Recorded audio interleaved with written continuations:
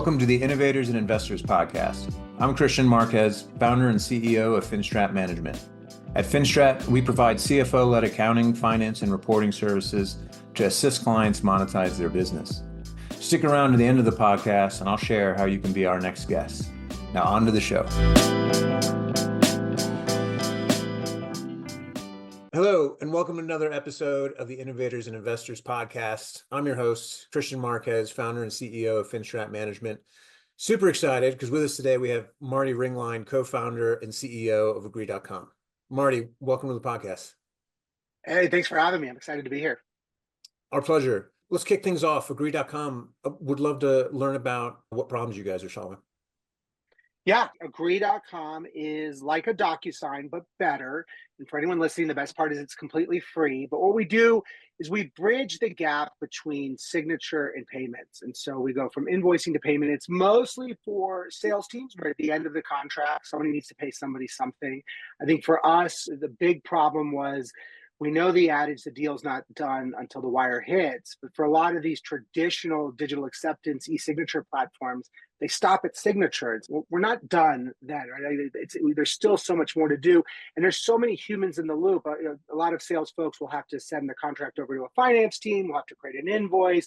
They'll have to send it to their client. They'll have to follow up with them if they've paid late or they're not on time. And just all of that slows down signature velocity. It slows down payment. It slows down me getting my commission. It slows down kicking off the project with my client, them being happy. We just thought if we can bring it all together, do it all in one, everyone will be happier. And candidly, I think none of us really want to keep paying for DocuSign anymore. It's funny, for the longest time, we would joke, you don't celebrate until you have income paper, but really that's not true. Yeah. You celebrate when you got cash in the bank. Absolutely. I always say the signature, it's this formality, but it really, at the end of the day, it's an invitation to be invoiced. Let's just talk about a founder who receives investment capital from an investor. I almost don't care if they sign, right? What really matters to me is, did the funds move into my account? Can I start building my business? 100%. So what was the inspiration that led to founder new building? There were a number of things. One, we run a small venture capital firm prior to this. So we're founders, we went VC, now we're back founders again. But writing just a bunch of safe documents, wiring a bunch of money, it was inefficient. It took forever. It seemed like it was grueling on both sides, having to move money with your bank nobody liked. And then there's security vulnerabilities. Everyone's sending account routing numbers, plain text over email. You're ripe for man-in-the-middle attacks. All of that led up to this moment where I'm driving down the 101 in San Francisco, and I see this billboard for Adobe Sign, and it says, "Sign, send, done." And I was thinking for a second, just to our previous conversation, it's not done. But it's interesting, that's their value prop. They think that level of simplicity is what's going to make them win in the market. And I was just thinking, like I could compete against that. And then there's some why now moments, technically speaking. Traditionally, to have done what we do, you would have needed something like OCR technology to render and extract all the contents of a contract. That technology was never 100% accurate and reliable. But once we got introduced to generative AI, the whole world's Gen AI plus what? We are all Gen AI on top of OCR unlocks what? And it made it so that we can get all of these things out of a contract and make them editable, make them so you can do better redlining. But in these kind of contracts you and I are talking about, payment terms exist. Who pays who, net 45, when they pay, what they're paying for, all of the variables that you would use for an invoice. So going from contract to invoice just became really easy to do dynamically. There's nothing more powerful than an idea whose time has come. And what we see across the board is that artificial intelligence is unlocking the ability to solve a lot of problems that were really challenging before. Notwithstanding how powerful OCR is, I know it's been around for a while, but so let's build on your product journey here. Holy Grail is product market fit. From there to here, or when you get started, there's adoption. Would love to hear your philosophy on how you think about building product, engaging customers, and ensuring that you're meeting their needs. Yeah, so the most annoying answer to the question is it depends. But in the context of Agree, the way that we think about it, it starts with, we'll understand what the problem is and build a world-class product to go solve that problem. But from that point, like scaling this thing, growing this thing, We believe it all starts with building the brand. So I've got to build this brand because I'm going up against initially out of the gate DocuSign, right? 22-year market incumbent, leader in the space, but like also define the category. And you and I, if we do a deal together right now, one of us is going to say, just send me the DocuSign. It's become a verb. Like that's a lot for me to go up against in a short period of time and not as well capitalized as they are. So I need the world to know about agree.com, right? So I have to be a little bit annoying and be my own billboard and tell the world that it exists. But I want as many human beings on the planet that have to sign something to sign on and agree. I don't care. We've talked about this all-in-one sort of value prop in the beginning of this, but I don't care if you don't have an invoice. I don't care if you're not doing money movement or payments, or if you work in sales or not. If you have something to sign, just do it on agree, do it for free. And I want as many people doing that because what naturally happens is there's a network effect that kicks in. You're going to send it to somebody to sign. They're going to get exposed to the platform. They're going to learn about it. I was just on an investor call yesterday, and the partner at the fund says, hey, the reason I wanted to talk to you guys is because we did an investment in a startup, and they sent me their investment docs. And I went to sign, and I was like, what the heck is agree.com? I love this. I need to understand who this team is. But that's wild where, so many, right now it's in 2 months since launching, we have 6,000 users. We just got the last 1,000 in 5 days, which is just moving so fast. But a third of them are there. And again, just in the last 2 months, 1/3, they started because they had signed a document. In the last 2 months, they had someone sent them a document, they'd sign it, and then they became themselves a user and a sender to get signatures. So I think build the brand, build the users. And then what I'll do, finish up your question here, is I will figure out who are my high leverage users, who are the ones that would send invoices, that would move money. I'll convert them over. I'll make you fall in love with Agree on the e-signature side, and then I'll say, hey, we should send our first invoice together. And then we should start sending higher ticket invoices together, and then we'll start moving up market. I think the approach is brilliant. It reminds me of other businesses like Slack, where you start at the bottom and you get user adoption because it's a powerful tool. People find it easy to use. And the next thing you know, you're sharing it with your friends. And then, hey, you have VCs who are reaching out to you. So anybody who's product focused on listening on the call, they're going to quickly realize, well, Marty's talking a lot about money movement. That sounds finance tooling, and selling into finance teams is really hard. What we do is we go right into the pain point of the sales team first and have them fall in love with us and give it all away for free. So e-signature is just a wedge. Then we move our way into finance. Say, hey, let's expand usage of a product we already love as opposed to onboard a net new product at zero. But same kind of philosophy that Stripe or that Slack took, sort of winning the hearts of developers early on. We just want to win the hearts of sales folks early on, or anyone that has to move revenue. Yeah, and the more champions you can have within an organization, the better. Absolutely.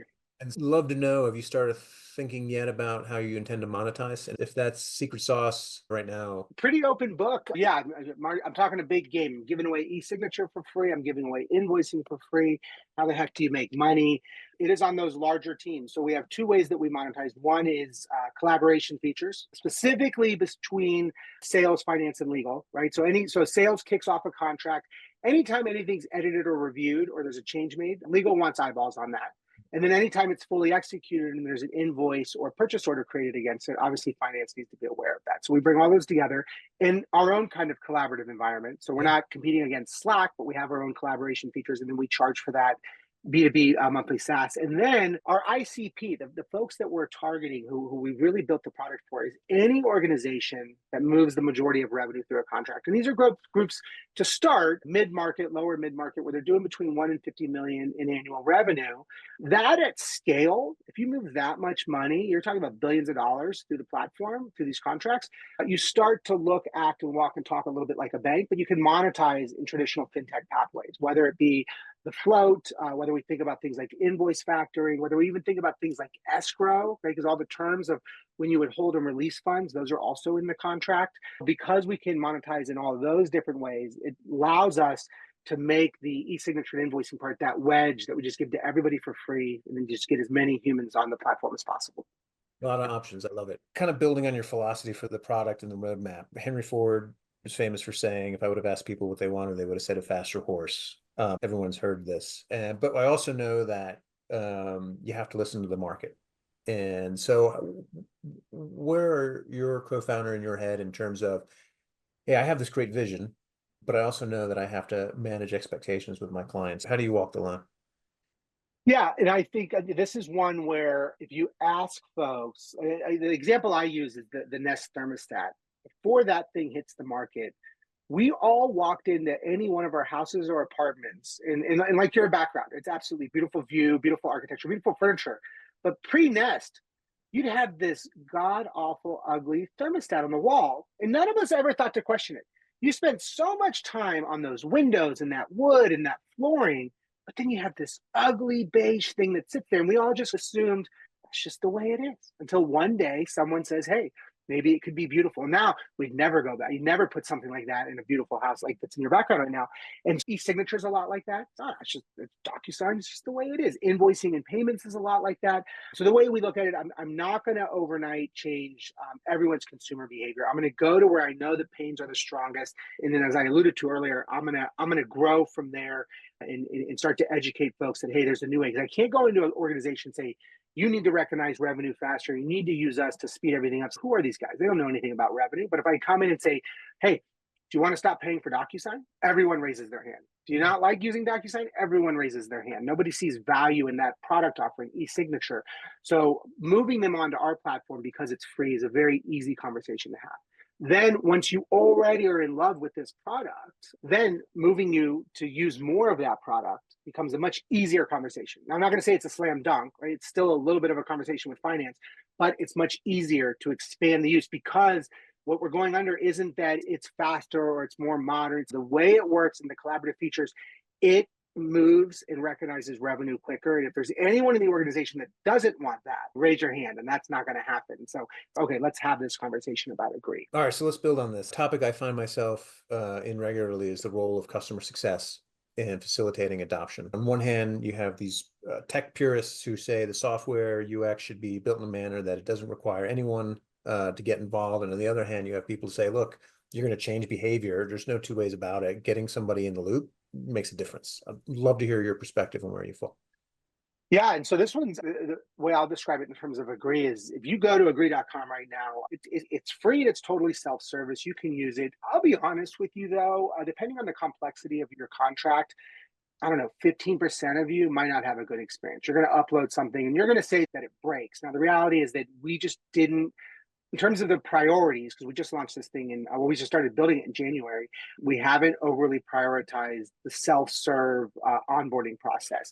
So what we've decided to do for customer services for our high-value customers, the target ICP, we ask them because this is also part of our sales tactic. If I get on a call with you, you're like, Marty, I love it. I don't know if you're just being polite or not. And I need to have an action for you to take so that I know if I'm going to convert you, if you're really going to move on to the platform. And so my take is all of these organizations, they have somewhere between a half dozen to a dozen contracts, templates that they use. I just have you send them to me. I manually put, it's a manual process right now. I manually put them into your account because we have a templating engine. So when you log in for the first time, it's just there. There is no switching costs. There's no onboarding.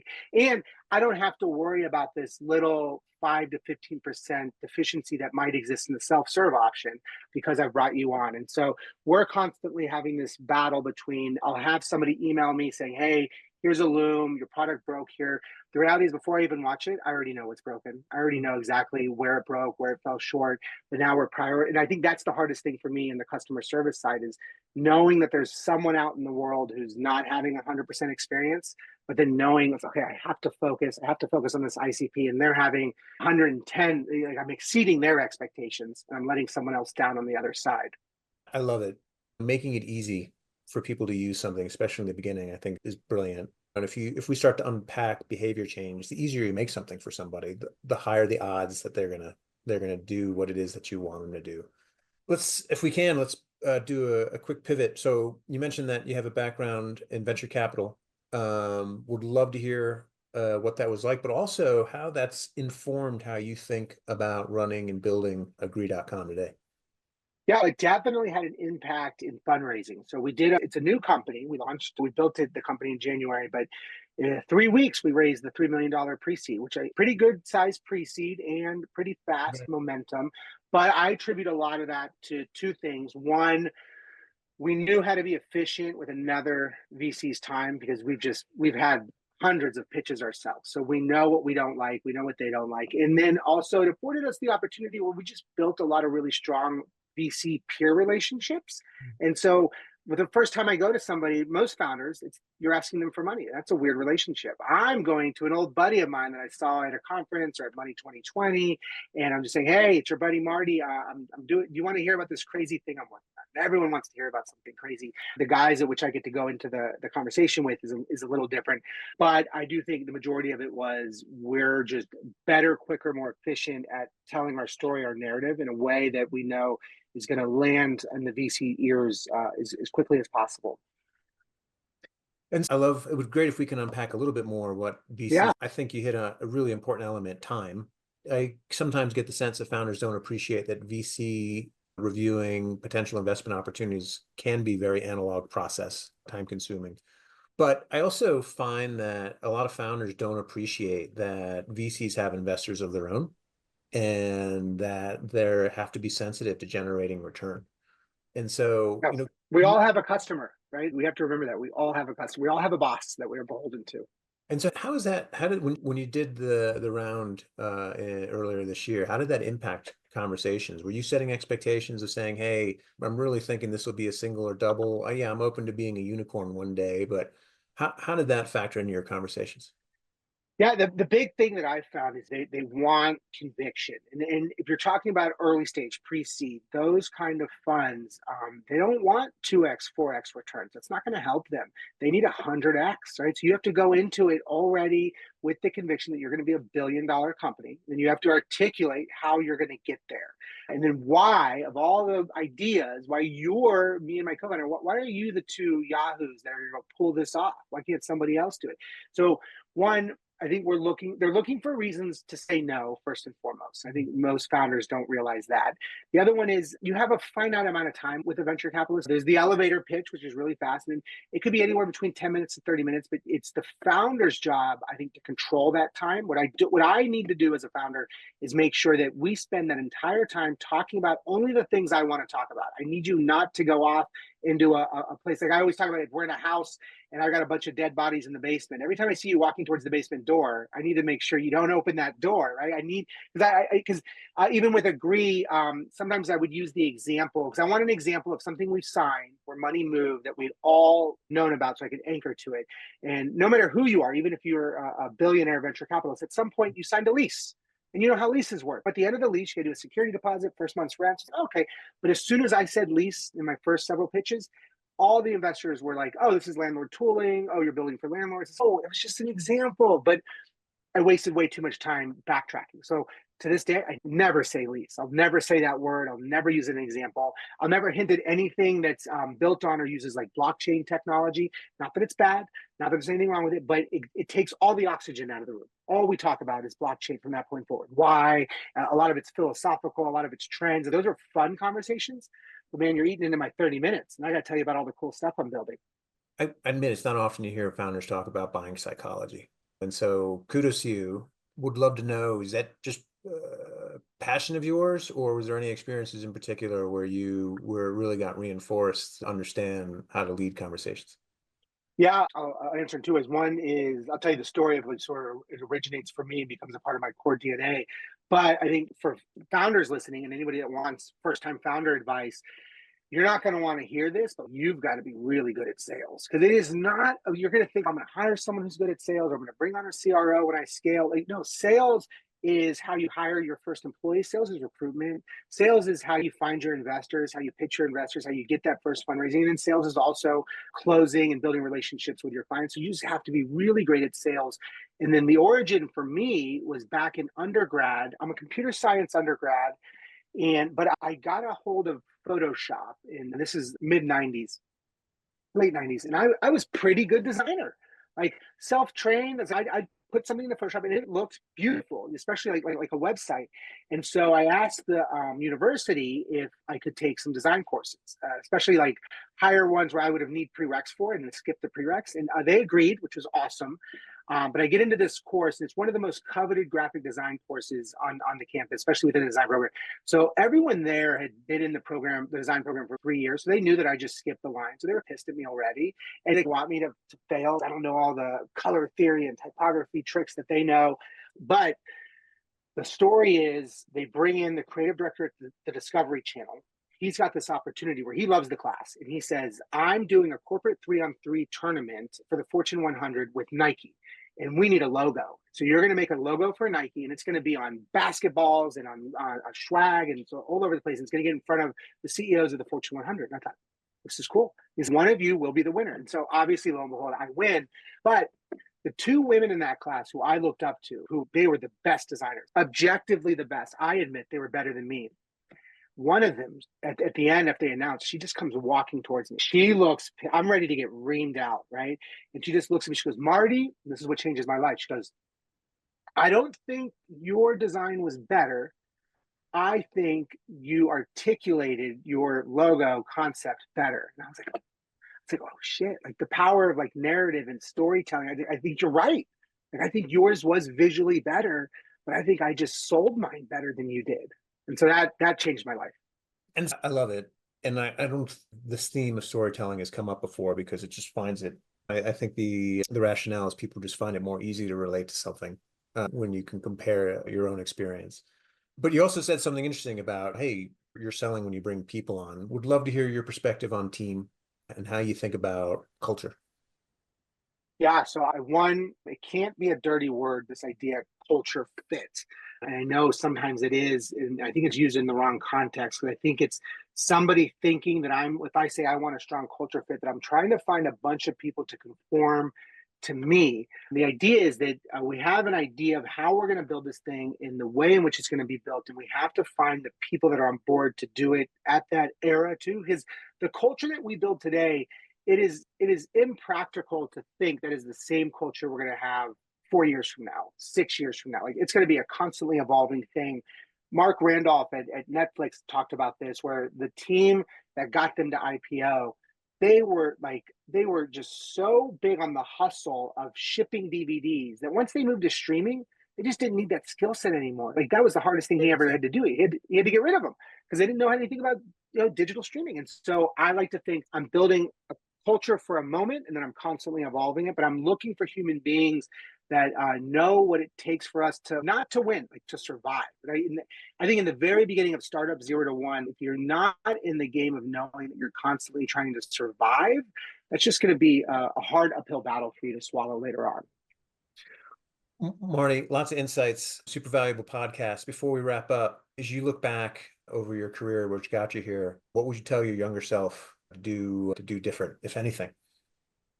Yeah, I'm too afraid. If I could go back in time, I would change it for the worse. I wouldn't. But I think to the spirit of your question, younger versions of me, it took me a while to learn this one. And this isn't like a don't be an asshole or be not. And sorry if you have to bleep that out. Be nice to folks. It's don't ever assume that, like, in that design class, there were those two women who were the best designers. And so obviously I gave them the most attention. And there were obviously two kids in the class who would have inadvertently been the worst designers. And I probably ignored them the most.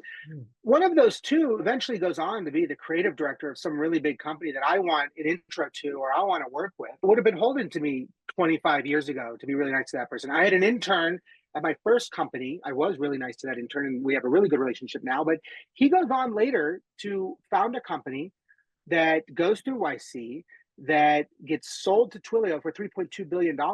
He's the highest net worth friend that I have in my friend group. And he was the freaking intern. He was the intern, a design intern. I think don't look at every relationship, not in the capacity of, oh, I need you today. I'm going to try to monetize you today. I think with everything, even as an investor in 10-year tranches, you and I, after this podcast, we might lose touch. We might every now and then do something on LinkedIn or like each other's posts. But we don't know where either one of us are going to be 10, 15 years from now. And one of us might be doing something where it's like, hey, I'm really glad that like we connected once and that we had a good rapport. And that, hey, I'd like to ask a favor of you right now. Can you connect me to that person, or can we do something together? I love the perspective. All too often, I find that at least people that I'm very close with can't see the forest for the trees and appreciate that, hey, I understand there's something that needs to be done right now and it's immediate, but the beauty of relationships is how they evolve over time. And Absolutely. it can be really hard to invest and everyone's super busy. Yep. But I agree. I think it's worthwhile just to keep a perspective of, hey, things change, and keep that in mind as you manage your time. Marty, thank you. If there's anyone who's interested in becoming part of the Agree.com team or investors who are interested in learning more about the company, how can they find you? Just Marty at agree.com. Love to have you. And then just go to agree.com, sign up, and love to have you as user. And email me. Full white glove service. You have the CEO at your disposal. That's the best thing about early stage companies. Just email me. Make sure that you have a really great experience. I love it. That's good stuff. Marty Ringlein, co-founder and CEO of Agree.com. Marty, thank you so much for a great podcast.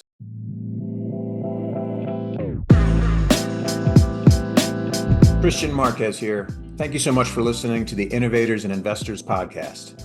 If you're a successful founder or an investor who would like to be on the podcast, please visit podcast.finstratmgmt.com/podcast-guest. If you've got something out of this interview, please share this episode on social media. If you know someone that would be a great guest, please tag them on social media to let them know about the show and include the hashtag Innovators and Investors. I'd love to see your posts and suggestions. We're regularly putting out new episodes and content. To make sure you catch each new episode, please subscribe to the Innovators and Investors Podcast.